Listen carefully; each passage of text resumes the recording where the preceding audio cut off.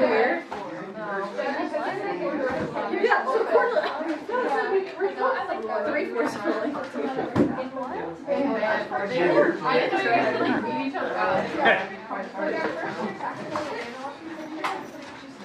All right, what we're going to be doing today, I know we have work due today at page 473 due today. A lot of people already turned to page 472.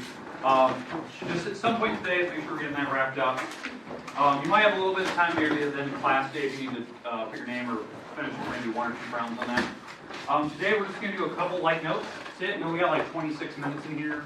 So let's do a couple of things. We'll talk about trig functions. If you do not have a calculator, you'll want to go borrow one of mine, please. I'd like you to at least have one in your hand if you know cell phones. Okay, because I want to make sure that you understand how those work.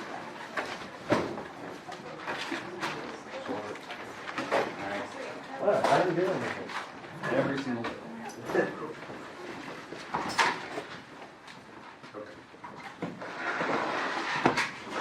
Alright. So, here's our topic today. We're in section 4.3. We're talking about the trig functions, trigonometric functions. We introed these on Monday, but we didn't really go in depth. Monday was more or less a kind of a work day. We spent like maybe 10 or 15 minutes on notes. That was kind of it. The goal today on the trig functions is to really show us how to use the calculator, to show the different buttons on the calculator, to make sure that you understand them, that you're comfortable with them, so you're not making simple, silly mistakes. And then is to maybe do a couple problems on the board to make sure that you understand how they work. Okay, make sense? Kind of a light, nice, easy day. Now, let's first intro the actual trig functions that we're going to use. Okay, we're going to talk about the main three today. Maybe tomorrow we'll do the next three, the inverse functions. Okay. So once we go through this, the main trig functions, maybe we'll do an example of kind of what you should expect from your book, like what your book assignment will eventually challenge you on, so that way you know kind of how to apply it. Then after that, we're going to talk about the Pythagorean theorem. Because there was a couple of people that kind of hinted that we could choose, instead of doing the trig functions, you can do a different formula to solve for a triangle. This is one of them. That's like one of the main ones we use. We'll discuss it. We'll maybe do an example or two of kind of what I'm expecting you to be able to handle with that. And then the last type of problem that we're going to do today is maybe focus on how to use your calculator correctly. Make sense? Like what we're going to be doing today? Very nice, light, easy. Hopefully it makes sense to you. Hopefully you get more familiar with the calculator. You understand the trig functions a little bit better today. Okay, trig functions. The main three today. Just the main three. Sine, cosine, and tangent. These are our main three trig functions. These are like the actual correct names written out in their entirety. These are the ones that we basically use with right triangles to help you solve for a missing piece. Again, right triangles only. Eventually in this class, chapter 4, chapter 5, we'll apply these to non-right triangles, and I'll kind of show you how that works, how that applies. But the little acronym that we use, just so you remember it, SO, CA, TOA. That little acronym will help you remember what your formula is, like how to set up the formula, and how basically you need to use which one to use so that you can solve for the piece that you're looking for. Okay, that's the idea. So let's just talk about the actual, like, the formulas themselves. So the first letter here is the trig function name. So that's where, S is sine, C is cosine, T is tangent. The smaller letters behind are the particular walls of your right triangle, like the opposite or hypotenuse or adjacent. That's what the O, H, and A stand for. And the order that they're written actually tells you how to set the actual formula up. So we'll do the first one here.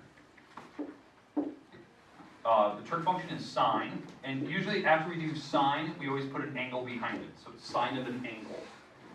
The letters behind it, the O stands for opposite, the H stands for hypotenuse, and that's how it will always work for all of those trig functions.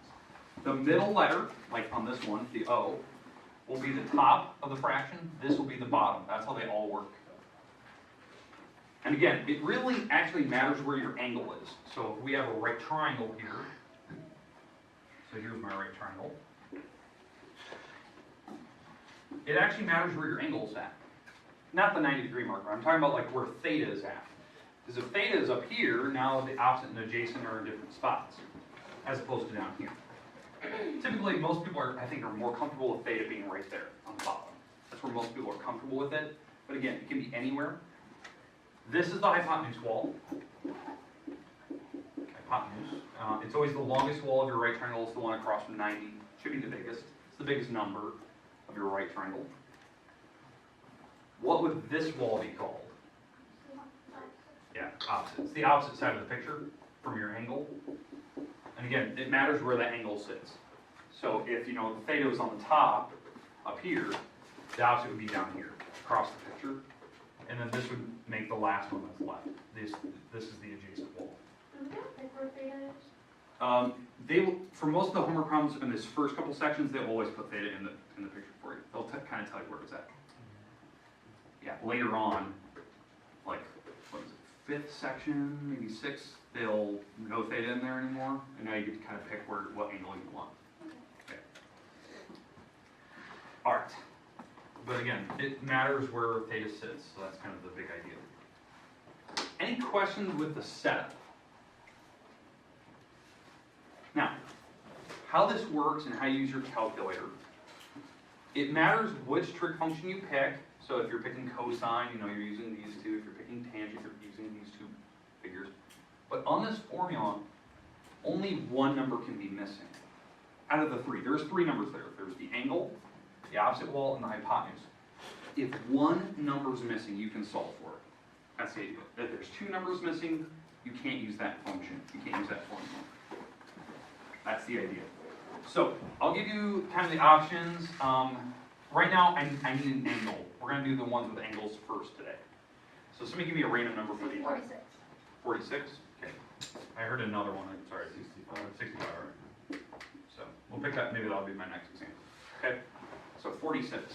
Okay. So that'll be my angle. So that's going to be my angle right here. Now, opposite or hypotenuse, it really doesn't matter. I just need one of them. So somebody pick opposite or hypotenuse. Hypotenuse. Hypotenuse. Okay. Give me another number. 13. 13? 17. 17? Okay, 17. All right, and that'll be, you know, whatever label we want. So that'll be my hypotenuse wall. So that'll be this number here, 17. Miles. Okay, miles. Miles. Okay, Get over it. so miles. So what we can solve for on this, if we have this function now, we can solve for the opposite wall. The opposite wall should be a number less than 17. That's the idea. To solve this, you're just doing algebra 1. So algebra 1 says if there's a variable on the top, you want to get rid of any numbers that are attached to it. So how do I get rid of the 17 here? Exactly. Do the inverse operation. Because right now they're dividing by 17. So to get the opposite by itself, you just do the opposite operation to the other side. So I'm going to take 17 times the sine of 46. So I'd like you to have your calculator out, please. So if you have one. Not look at your neighbors. Now, if you have a really nice menu-driven calculator, like the one up here, start hold yours up, please. Like mine. Or does anyone have a really fancy one? I know like Jackie does. Yeah, there's a good one. Haley's got a good one there. All I need to make sure if you have like a really fancy calculator, I got to make sure it's in degree mode. So, Jackie, you have a mode at the top of your screen. It's by next to the second key. Make sure Yesterday it's it was in radians. yeah, you got to make sure it's in degrees. It goes there by default. Okay. Same with yours. Hit mode at the top. Make sure it's in degrees. So mode right there. Yep. Is degrees highlighted? Yeah, you're fine. Okay. So Jackie, make sure of that. Do you have yours in degree mode? Does it say DEG? Perfect. Okay. Degree mode. Okay. You have a different calculator, so I'll have to show you how to use yours. Anyone else have a different one other than me? Okay, other than mine. Make sure that if you have like one of mine, make sure it says DEG somewhere on the screen. Like, it's usually in the bottom right corner, somewhere around there. Okay, I know, Joni, you have a kind of a fancy calculator back there. Make sure it's in degree mode. Generations old. Okay, yeah, but is it in degree mode? So hit the little mode button. Yeah, I just did it. Does it highlight degree? Are you sure, John? Okay, so you're good. So, okay, yours is gonna be different there, Bree. For yours, we're gonna need to make sure that when you type that in, you have to go almost backwards.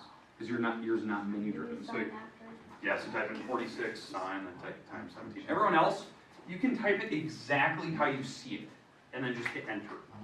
And it will give you the actual number. It'll be decimal, we're kind of expecting that. These are not gonna be pretty numbers. So what do we get for the opposite wall? 2, 3, blah, blah, blah. Is that what we got? Okay. Oh, yeah, sorry. Okay, and that's in miles. Okay, so it's about 12.2 miles, roughly.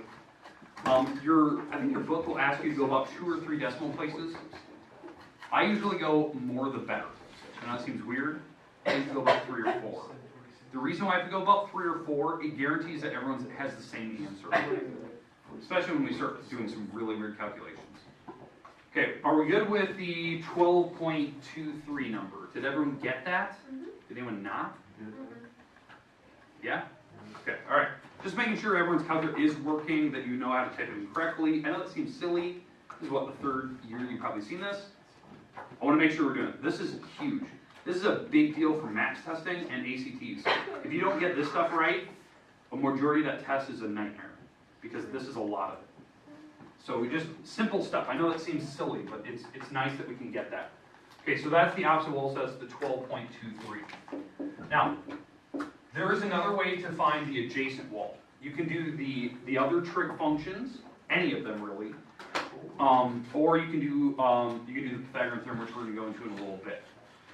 It doesn't matter as long as you have an angle and one of the walls to work with. You can always choose a trig function. So it really doesn't matter. I can pick any of these, and I can still solve for the adjacent because one of the numbers will be missing. So let's pick one: cosine or tangent. Cosine. Okay, I heard cosine first. So we're going to pick the cosine formula, and we're going to solve for the adjacent wall. Okay, now I know why I know I can solve for the adjacent, because it's cosine of an angle, so that's my 46 degrees, is equal to the adjacent wall over the hypotenuse wall. So do you see how the formulas are always the same setup? We already have the hypotenuse. The hypotenuse is my 17 miles that we talked about earlier. So doing this formula is the exact same setup. Now you're just using the cosine button. So we'll just multiply the 17 across, because we want to get the adjacent by itself. So we do the inverse operation. Since it's on the top, you can multiply the 17 over. Cosine 46. Type that in, and I'm expecting this number will be bigger than 12.2. I'll explain, maybe it's close, maybe it's, actually it might be smaller. It might be smaller. What do we get? 11.9. 1.89? No, 809. 809? What are we getting? Is anyone getting different numbers than that? What do you get? I got negative 7.34. Okay, you're definitely not in degree mode. Wow. Hit mode. Is it radians? So damn hidden. You know what? Well, I think it is. Gotta highlight degree, hit enter. This is damn hidden. Well, I think we'll start managing. Okay, is that John? Is that yours? What? Let's figure this out. I have a question. Am I calculating? Will we ever use the other angle in the other corner? Yeah, we can do that as well. And I want to show you that today. We're gonna explain why you never choose to do this.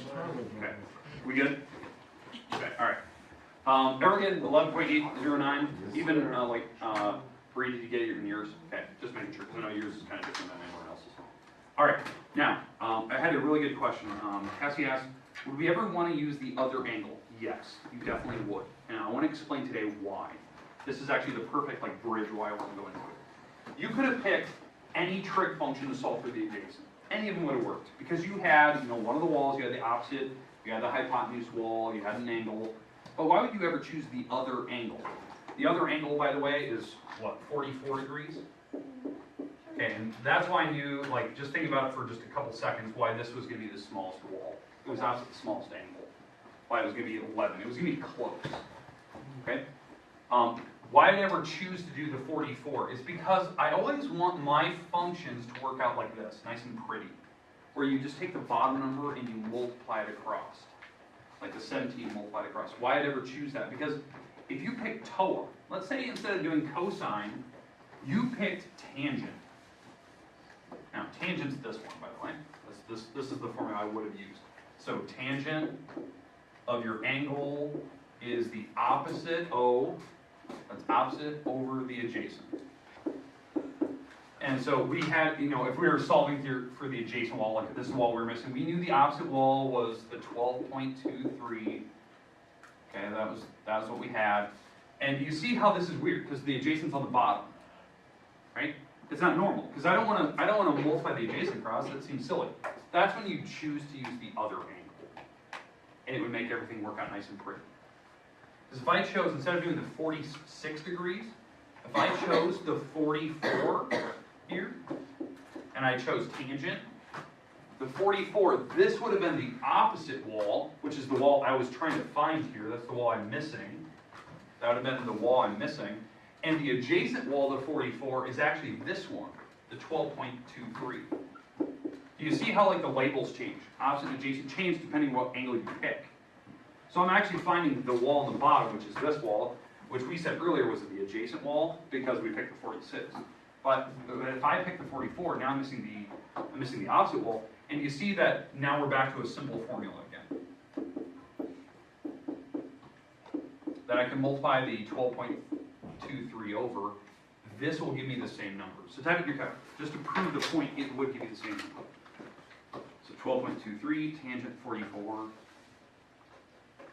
11.809. 1.81. 81, all right, so rounded. That's odd. Fair enough. It's going to be approximately decimal place off or two. Okay, did everyone get that? Okay, so it will give you the same numbers depending on what trig function you pick. That's why I would choose a different angle, because I always like to have the variable on the top. It's just it's a preference of mine, because you can just multiply the bottom number over. It's a really simple feat. You don't always have to pick like the one angle they give you. Because what do these two angles have to add up to be? 90. Yeah, all of them have to be 180, but these have to add up to be 90. That's why I knew what the 44 was. So again, you can pick any angle you want. You can pick any trig function. As long as that one of the numbers is missing, you can find the rest of them. Makes sense? Everything work out? Okay. We'll kind of focus more on that tomorrow. Maybe I'll do a couple of more examples where we have to find a bottom number so you can kind of switch the angles and stuff. Are we good though? Now on the homework, eventually we'll get, not today, but eventually you'll have about 6 of those where they're going to have just a missing wall, one missing wall, not a bunch, just one. You have to figure out which trig function you use. So it does matter which trig function you pick. Okay. So, I don't even know.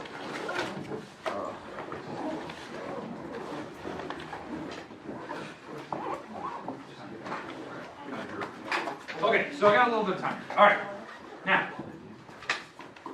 I want to discuss how we could have done the same problem, but instead of using the trig functions, we could have used the Pythagorean theorem. The Pythagorean theorem could have helped me solve for this missing wall, this 11.0, or the 809, or 81, whatever you want to call it. Because how the Pythagorean theorem works, it works for right triangles. It works for right triangles, and we don't need the angles to help. As long as you have 2 of the walls, you can find the 3rd wall using the Pythagorean theorem. How the Pythagorean theorem works, the 2 walls that touch the 90-degree marker, these are your A and B's. It doesn't matter which one's A, which one's B. They're the ones that touch the 90 degree. They're called the legs of your right triangle. And then the hypotenuse is always the C wall. And how the Pythagorean theorem works, this is the formula that we have. Everyone remember that formula from geometry class? It's huge, right? It's a big formula, right? Pythagorean theorem. A squared plus B squared equals C squared. We plug the numbers in. 12.23 squared plus the B, which I don't know. That's the number I'm trying to find. That's my adjacent wall. Equals the C, that's my 17 squared. So now we can plug in these numbers, we can actually solve. So to do this is 12.23 times 12.23. I have no idea what that is. I'm going to just do this. 149.572. Say it again? 149.572. 5729. Okay, plus 1 squared equals 17 times 17 is like 289 or something like that. Something like that. Okay. subtract over the 149.5729 number, so subtracting this over, that's b squared equals 289. We're going to subtract this over, because I want to get the b squared by itself. And the last thing here, if somebody have a calculator, can somebody subtract that number over? 139.427. 139.427? 1, okay. The last step, take the square root. Do we get different numbers than that? I don't have a 1 in mine for some reason. Alright, so maybe yours is set up for like only 3 decimal places. So you can go into your settings and kind of check that out. Okay. Some calculators, they have like fixed positions, like those 3 decimals just round them off. Okay. So now over here, the last step is you just take the square root, because that's how you get rid of the little power 2. It'll be positive or negative square root of 139.4271. But when you do the square root, we always look positive. It's a distance on a triangle. And that number is just less than 12. 12 is 144. 11.808. Yeah. So the 11.808 something, right? So it's the same number that we found earlier. So you can still do the Pythagorean theorem. Personally, like if you had to find the walls, I would probably go to this formula first. It's easy. Some people like the trig functions, they're more comfortable with those. It's less buttons to type in your calculator, it's less work to do by hand.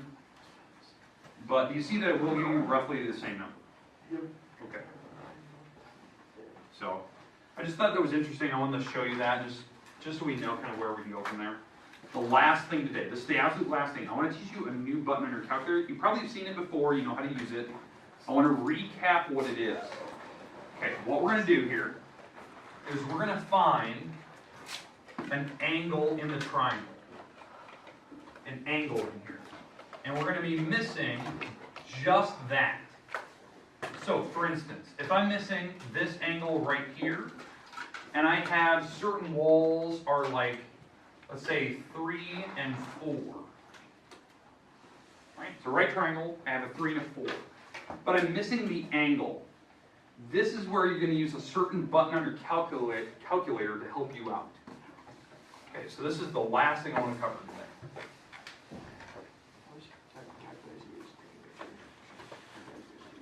Okay, to do this, you have to figure out which trig function will use the numbers that are on the board.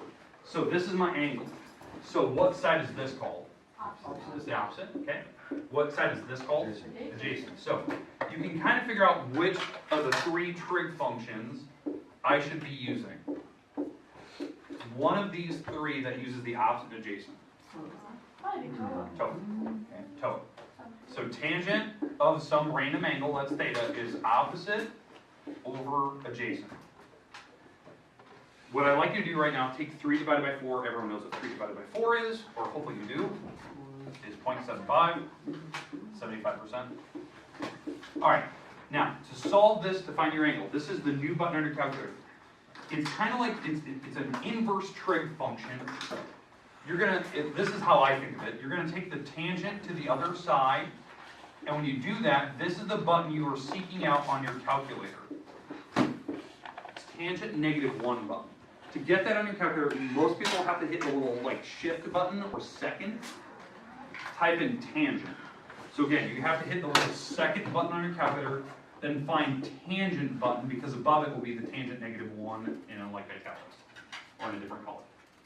So that's the button I need.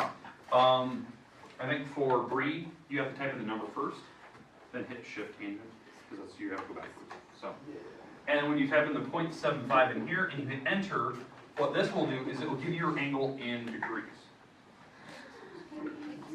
Say it again. 36.87.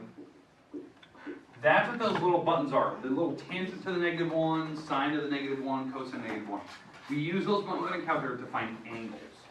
That's what it's used for. It's not the inverse trig function, not secant, cosecant, cotangent. It's used to find angles. This is the whole purpose of it. Make sense? Like what we use it for? So now you have the angle here in the corner, and now you can go from there. So now we can do, the other trig functions, Pythagorean theorem, whatever you want to do. We can find the other missing angles, the other missing walls, whatever you want. Call her that. Call it there. Plan. Perfect time, 31. Right here at 1. Already. 1, I thought you said 31. Yeah. Hey, period 4 next. Before. That's 6. My favorite class. Study hall class. What? Wait, Ted, are you saying mine's not your favorite? What? Are you saying mine's not your favorite?